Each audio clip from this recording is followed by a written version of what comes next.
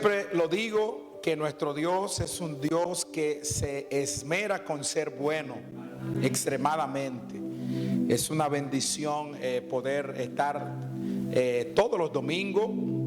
Lo animo, los martes es el segundo servicio que como iglesia ya tenemos, 7:30 de la noche. Es un servicio de enseñanza donde estamos estudiando profundamente el libro de Apocalipsis. Alguna gente le tiene temor a esas bestias que salen por ahí con esas cabezas, pero estamos entrando ya al capítulo 4, capítulo 5 y está bien interesante ese estudio. La semana pasada estuvo un líder hablando del rapto, la venida del Señor. Martes vamos a tener también a una hermana que va a estar hablando de este tema, y es interesante, amado, porque los martes, una de las razones también porque tenemos el servicio de los martes para incentivar la oración, la intersección, por el tiempo corto a veces que tenemos el domingo, y también para poder desarrollar el liderazgo de personas que tienen un llamado, que pueden dar una palabra, que pueden dar una enseñanza. Y los martes estamos exponiendo y poniendo a esos hermanos que puedan compartir una palabra con nosotros. Y los domingos, como siempre, el pastor va a estar cuando no tengamos algún invitado trayendo una palabra. Se aproxima ya pronto el primer aniversario que como iglesia vamos a tener. Va a ser el 11 de mayo, así que vaya teniéndolo bien pendiente. Faltan 2 meses, 3 meses, casi 3 meses, y va a ser una gran bendición. Vamos a traer un pastor amigo de Colombia, un gran amigo que por muchos años, cuando estuvimos en Sudamérica, estuvimos por Colombia, por Cartagena, Barranquilla, estuvimos en Ecuador, en varios lugares también con él, y va a estar con nosotros para ese aniversario. Pero ¿para cuánto Dios ha sido bueno? Amén. No, eso lo dijo usted como que no se ha desayunado hoy. ¿Para cuánto el Señor ha sido bueno? Amén. Algunos están en ayuno, yo lo sé. Aleluya. Yo quiero que, mi queridos amados, usted vaya abriendo su Biblia ahí donde está. Quédese sentadito. Me honra poder tener acá en casa nuestro hermano. Él fue, antes de ser pastor, obviamente, antes de tener la iglesia, trabajábamos juntos. Y lo abrazaron, porque siempre le damos, sí abrazaron para que solamente Manuel, solamente mi hermano Samuel.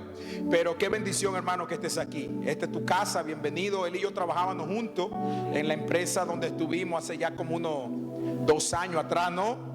Creo que fue uno de los primeros trabajos tuyos, sí, ya 2 años ya han pasado.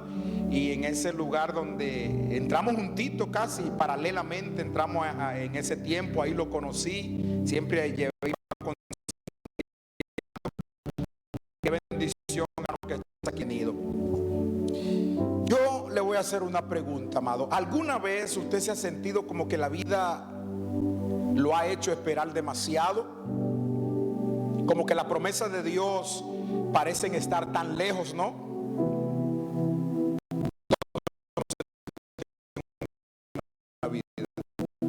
Conocemos el desierto, conocemos la prueba, pero lo que tenemos que estar seguros es que aún en medio del desierto y de la prueba, Dios nunca nos va a faltar. Tu fe nunca debe de desfallecer. Y en esta tarde yo le voy a compartir la vida de un hombre que muy pocas veces se mencionan a profundidad en la Biblia. La historia de un hombre que esperó 40 largos años sin perder la esperanza, que enfrentó gigantes sin miedo, que conquistó lo imposible porque sabía que lo que Dios promete, Dios lo cumple. ¿Usted sabía eso? Lo que Dios promete, Dios lo cumple. Y en esta tarde voy a hablar sobre el tema la fe. Diga conmigo, la fe que vence gigantes. Diga conmigo, la fe que vence gigantes. Y ahora sí voy a querer que usted vaya a la Biblia. Vamos a estar hablando de un hombre llamado Caleb. hijo de Jefone, de la tribu de Judá. La tribu de Judá fue la primera tribu, o Judá fue el mayor, que Israel se fundó con 12 hijos, y esos 12 hijos tuvieron 12 tribus, y se hizo un pueblo numeroso. Aproximadamente 3 millones de personas salieron a Egipto, y cada uno de ellos venían de la tribu de Jacob, y dentro de esa tribu estaba Judá, que quiere decir alabanza. Judá era el mayor de los hijos de Jacob, y vamos a estar hablando de Caleb, un hombre muy poco mencionado, aunque tiene una trayectoria de vida importante en lo que fueron toda la conquista de lo que Dios prometió al pueblo. ¿Ya lo tienen? Los que no tengan su Biblia lo pueden leer ahí con nosotros. Pero dice, bajo la autoridad del Padre, del Hijo y del Espíritu Santo. Aleluya. Dice Josué capítulo 14 versículo 6, dice: y los hijos de Judá vinieron a Josué en Gilgal, y Caleb, hijo de Jefone, ceneseo, le dijo: tú sabes lo que Jehová dijo a Moisés, varón de Dios, en Cades Barnea, tocante a mí y a ti. Yo era de edad de 40 años cuando Moisés, siervo de Jehová, me envió a Cades Barnea a reconocer la tierra. Escuche esto. Y yo le traje noticia como lo sentí en mi corazón. Y mis hermanos, los que habían subido conmigo, hicieron desfallecer el corazón del pueblo.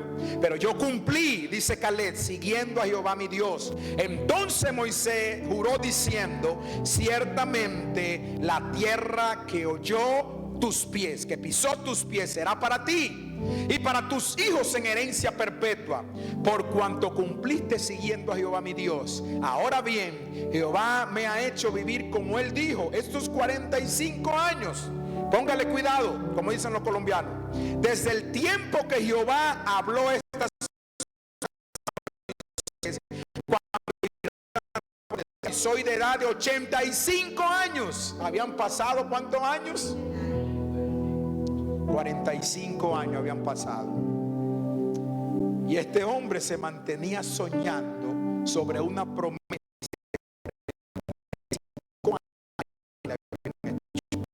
Dice: desde el tiempo que Jehová habló estas palabras a Moisés, cuando Israel andaba por el desierto,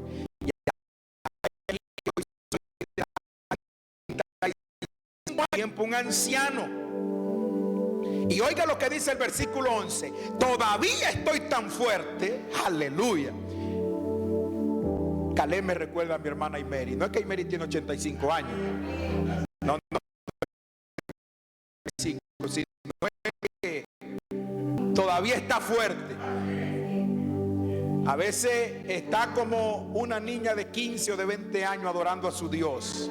Escuche lo que dice este hombre de 85 años: todavía estoy tan fuerte como el día que Moisés me envió. ¿Cuál era mi fuerza entonces? Tal es ahora mi fuerza para la guerra. De 85 años está hablando esto. Y para salir y para entrar. Padre, te damos gracias por tu palabra. La fe que vence gigante. Espíritu Santo, te damos gracias porque tú eres bueno y porque para siempre es tu misericordia. En el nombre poderoso de Jesús, amén. Dígale al que está a su lado: la fe que vence gigante. Y en estos minutos yo quiero, más que motivarlo, mis queridos hermanos, yo quiero inspirarlo. Porque la vida de Caleb a cualquiera inspira. Caleb no era un comandante, no era un general. Ni siquiera se habla de que Dios hablaba con Caleb. Dios hablaba con Moisés y después habló con Josué. Y vamos a escudriñar un poquito la vida de ese gran hombre de Dios. La Biblia, Abraham, que creyó a Dios y le fue contada por justicia.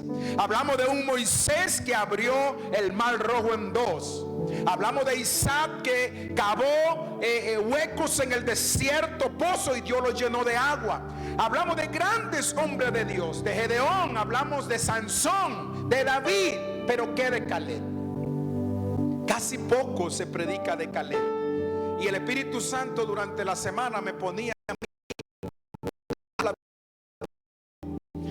porque que creen que han esperado bastante en una promesa que nunca llega, que muchas veces reciben la consecuencia de lo que no sembraron, sino de lo que sembraron otros. Todo eso pasó Josué. Caleb duró que durar 40 años, no por culpa de él, sino por culpa de un pueblo que no quiso entender. Y vamos a entender la vida de Caleb. ¿Quién fue Caleb? Caleb fue un niño que nació en Egipto. El pueblo de Israel había tenido 430 años en Egipto. Y Caleb era un niño que, mientras los amiguitos, quizás los niños veían jugando en el polvo de Egipto, en las rocas de Egipto, él escuchaba a los ancianos como decían: nuestro padre Abraham, Dios le dio promesas. Y la promesa que le dio era que nosotros íbamos a estar en una tierra llamada Canaán, una tierra que fluye leche y miel. Caleb, siendo un niño, no era un niño normal, estaba escuchando y crecía escuchando cómo los ancianos de su aldea hablaban de las promesas que Dios le había dicho a Abraham, las promesas que Dios le había hecho a Isaac, la promesa que Dios le había hecho a Jacob. Y la Biblia muestra que después de haber una hambruna sobre la tierra, el pueblo de Israel llega a Egipto. José era un gobernante en Egipto. José era el penúltimo hijo de Jacob. Y dice la Biblia que estando en Egipto,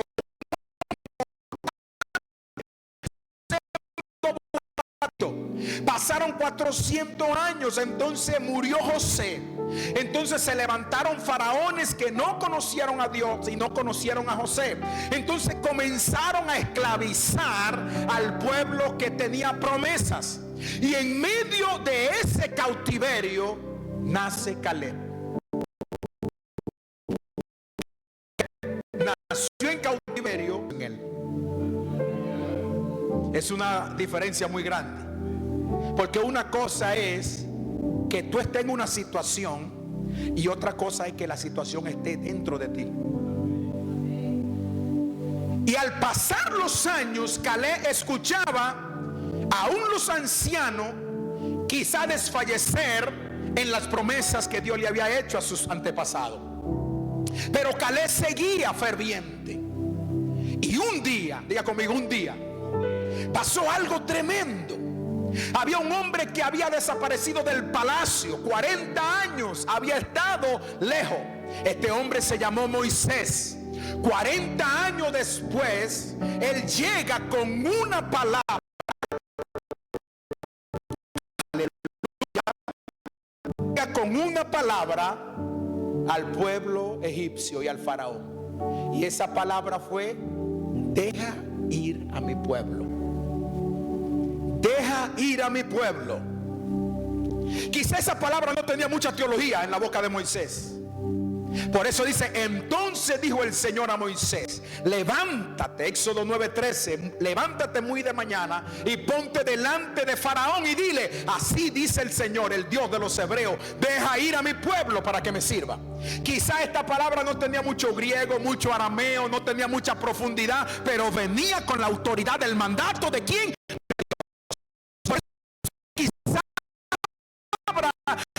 Pero déjame decirte que si viene del corazón de Dios, viene con autoridad y viene con poder.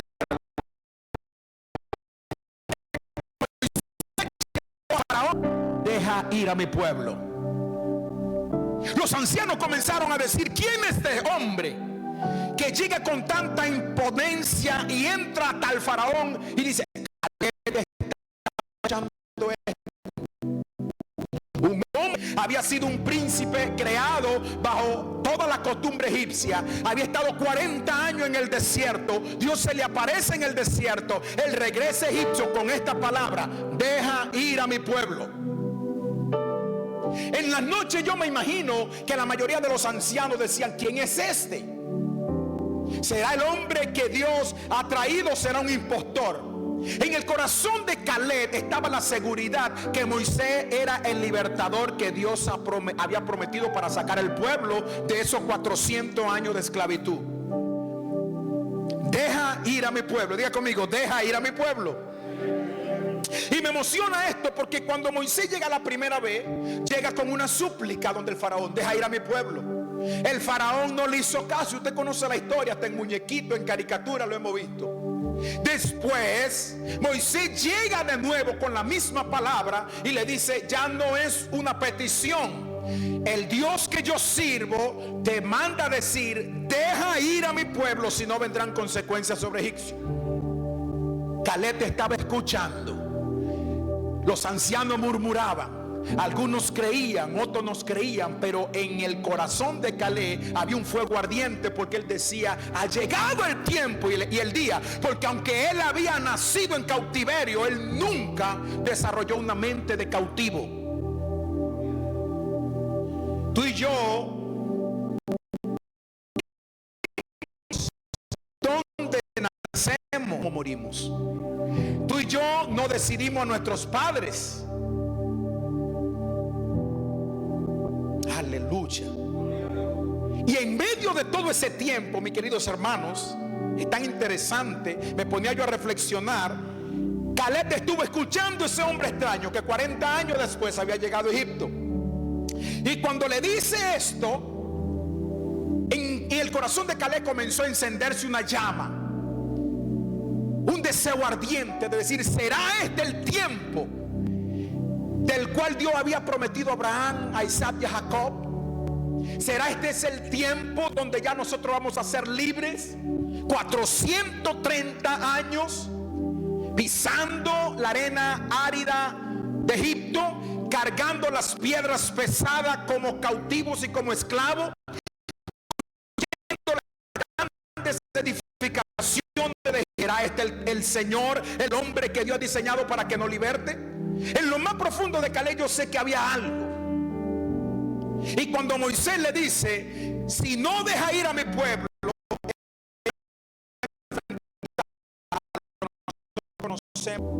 y usted conoce la historia, el faraón endurece el corazón. Entonces Caleb comienza a ser testigo de todos los milagros que Dios estaba haciendo en el pueblo de Egipto. Y ahí están las 10 plagas aproximadamente que llegaron a Egipto. La plaga de la sangre. Pero antes de la plaga de la sangre, Caleb pudo presenciar algo que muy pocos quizá vieron. Caleb seguía de cerca a Moisés, y de repente cuando Moisés llega por segunda vez, que pone la vara se convierte en una serpiente. Pero los magos y los hechiceros de Egipto tiran sus 2 varas y las varas se convierten ¿en qué? En cobras. Pero hay algo fuerte y significante que no es el detalle, porque si yo me pongo a explicarle el significado de estas 10 plagas que atacaba a un dios egipcio, no salimos hoy, no es el tiempo, no es el momento para eso. Quizá en otro día le voy a explicar. Pero sí quiero decirle que la cobra representaba una deidad. Inclusive la corona egipcia tenía una cobra en la frente.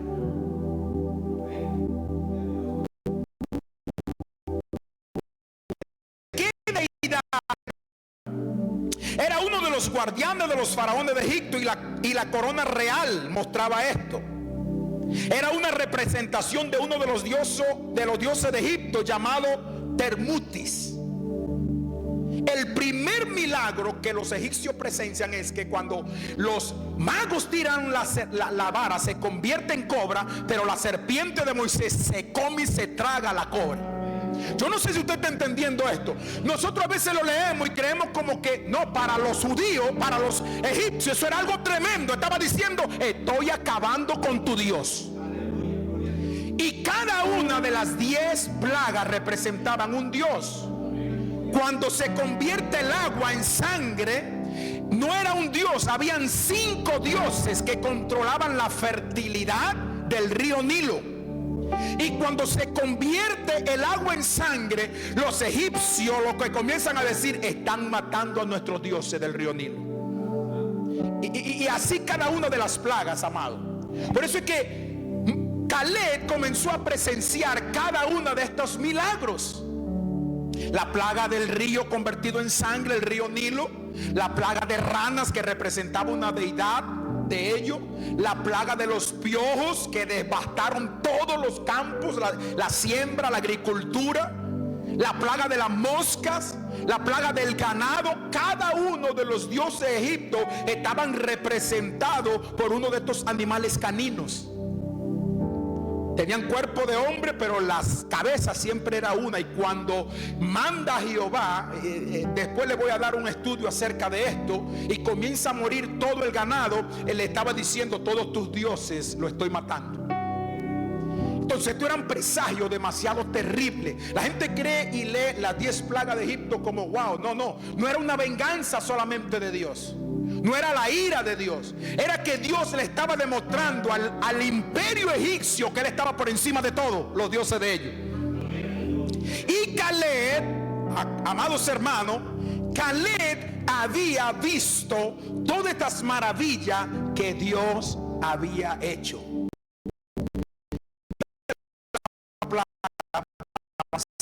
Y el faraón dijo: ahora sí, váyanse. Fue la plaga de los primogénitos. Y eso tiene una profundidad tremenda, amado, que por el tiempo no puedo hablar de eso. Cuando el faraón ve que se muere su primogénito, ahí es que él dice: váyanse. Porque fue algo de... No fue solamente... No, iba más allá. Iba mucho más allá. Los faraones representaban los dioses sobre la tierra. Cuando se muere su primogénito, ya no había linaje. Lo que le estaba diciendo, los presagios era: ya egipcio va a desaparecer porque tú no tienes heredero. En su mente estaban pasando tantas cosas a la vez que ellos veían la muerte de cada uno de estos a través de estas plagas. Cuando muere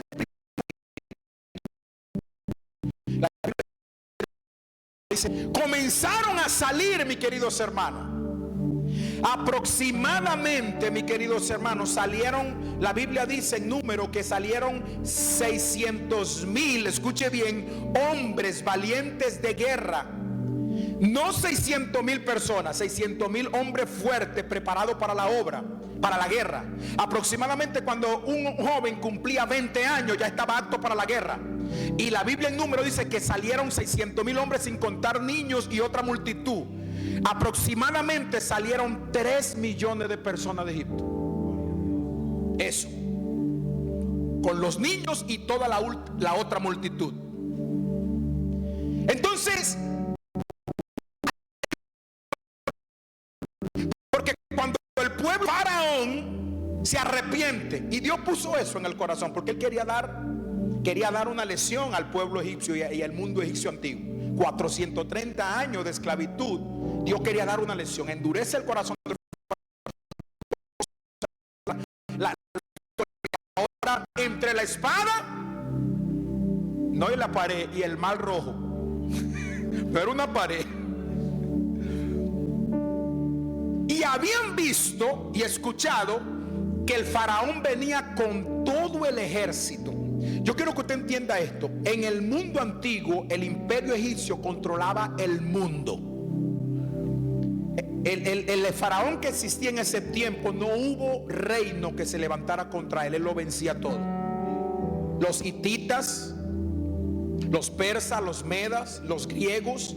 El imperio de faraón en ese tiempo controlaba el mundo de Asia Menor. Era un ejército grande.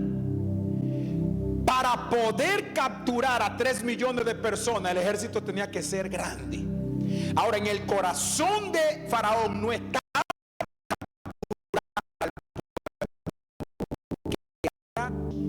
porque él sabía que si permitía esa rebelión de un pueblo subyugado, los demás pueblos conquistados se iban a rebelar.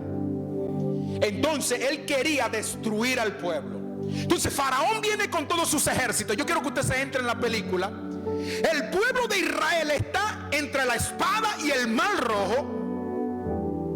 Y de repente Caleb está mirando todo esto. Moisés levanta la vara y divide el mar en dos. Wow. Hubo un niño en una ocasión que le dijo a papá: papá, te voy a contar algo. ¿Cómo realmente el pueblo pudo pasar ese río, ese mar Rojo, que es un mar? Cuéntame, hijo. Y el hijo comienza a decirle: llamó Moisés a todos los arquitectos y le dijeron: construyamos un puente y vamos a hacer unas grandes murallas para poner un puente hasta allá, y vamos a cruzar todo por ese puente. Y el papá le dijo: eso no te lo crees ni tú mismo, hijo. Y le dice el hijo: si yo te cuento lo que pasó ahí, si tú no me vas a creer. Porque nunca en la historia el mar Rojo se ha dividido. Las columnas fortificadas de piedra, de rocas. Se divide el mar. Caleb está mirando todo eso. Pasa el pueblo. Más atrás viene el pueblo, el ejército egipcio con todo el faraón. Moisés deja caer la vara y todo faraón, ejército, caballo, carruajes, soldados mueren ahí. Hay muchos arqueólogos que han entrado a la profundidad del río Nilo y han encontrado, eso está en Netflix, han encontrado armaduras antiguas egipcias. Pasó en la Biblia, pasó realmente en la historia. Pasan del otro lado.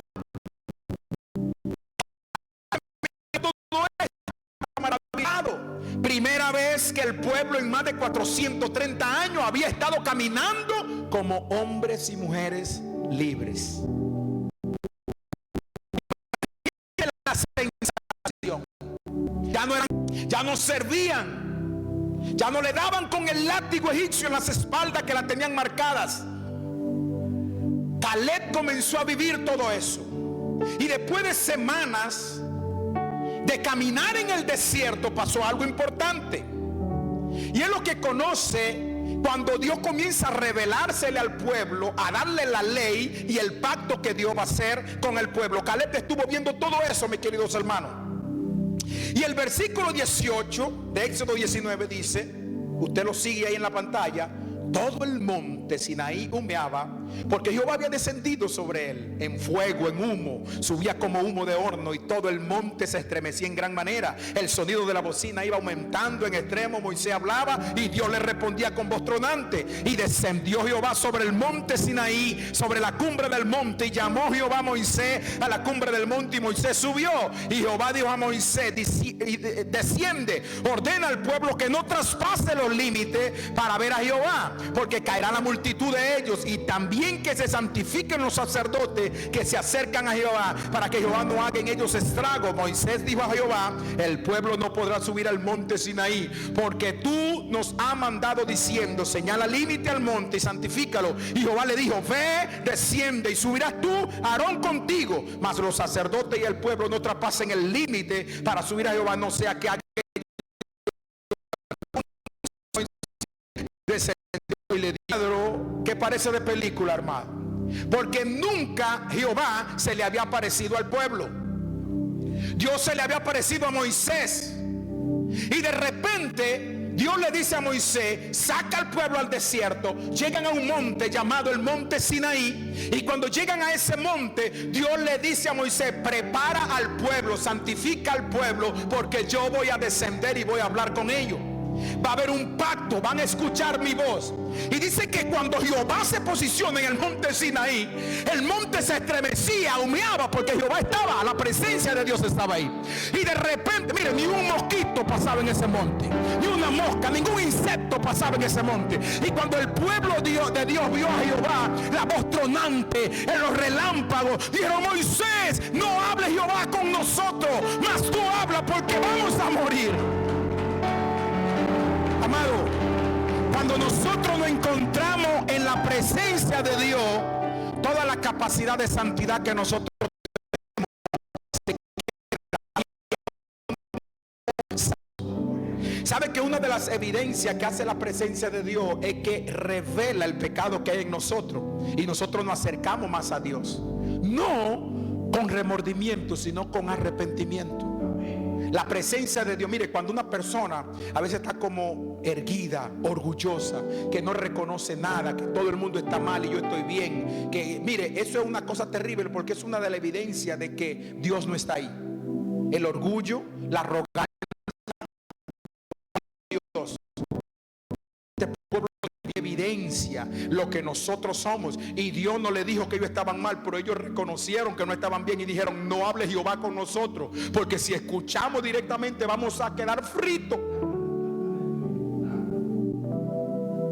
Y aún para eso Moisés, Dios le dio unas ordenanzas a Moisés para que preparara el pueblo, santificara el pueblo, y le dijo: hay un límite, que no pasaran ni siquiera los sacerdotes, que eran los que llevaban la comunión, lo único. Solamente sube tú y tu hermano Aarón, que es el sumo sacerdote. Caleb estuvo mirando todo eso, mis queridos hermanos, en el monte Sinaí. Dios se le estaba revelando al pueblo. Dios estaba, y en ese capítulo 19 usted va a encontrar todas las leyes que Dios le dio al pueblo. Estos no son los 10 mandamientos todavía. Dice la Biblia que Moisés sube. Durante 40 días y 40 noches se quedó en el monte. Dios le da los mandamientos. El pueblo se desespera, no ve a Moisés, y comienzan a presionar a Aarón para que le haga un becerro de oro, que era una deidad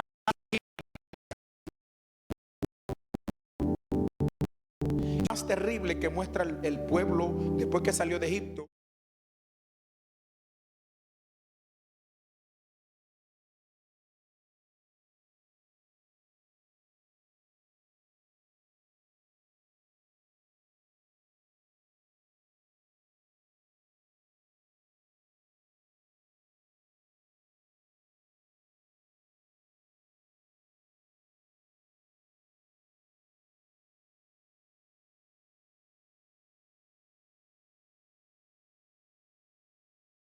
Salido de ellos. Y el pueblo hebreo es que duraron tan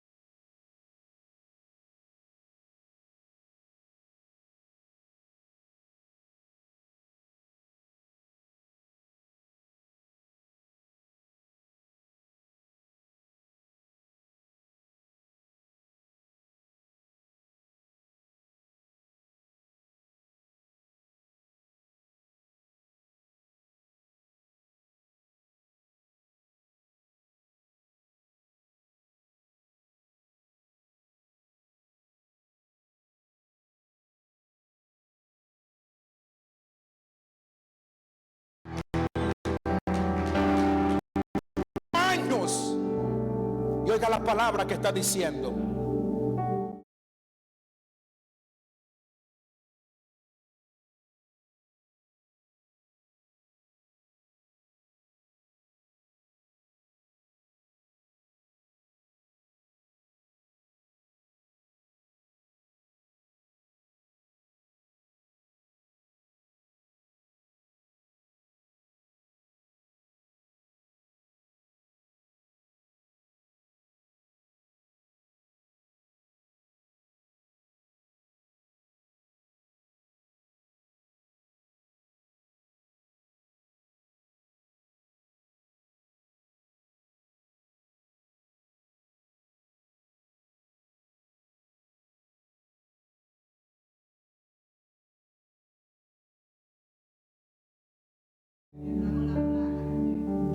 Se trajo la plaga.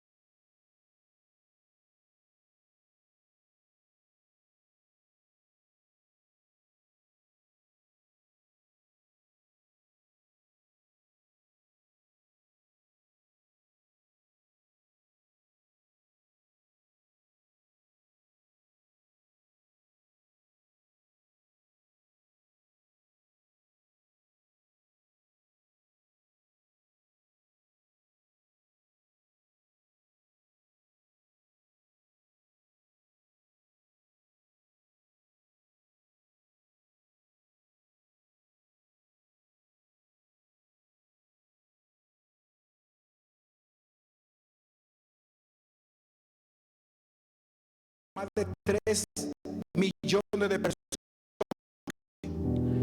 Cuando Dios le dice, toda esta generación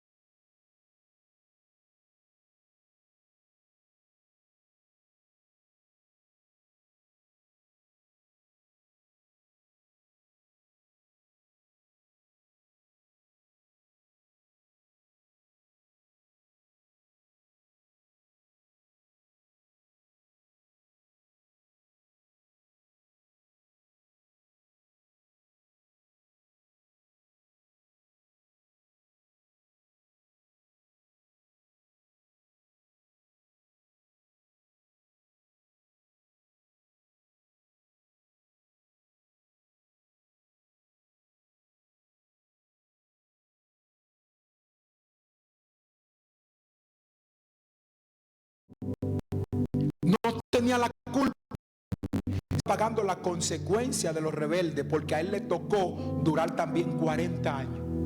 ¿Te ha pasado a ti a veces cuando tú cosechas lo que no siembras? Y a veces tú dices, pero qué difícil y ¿por qué la vida me paga algo que yo no?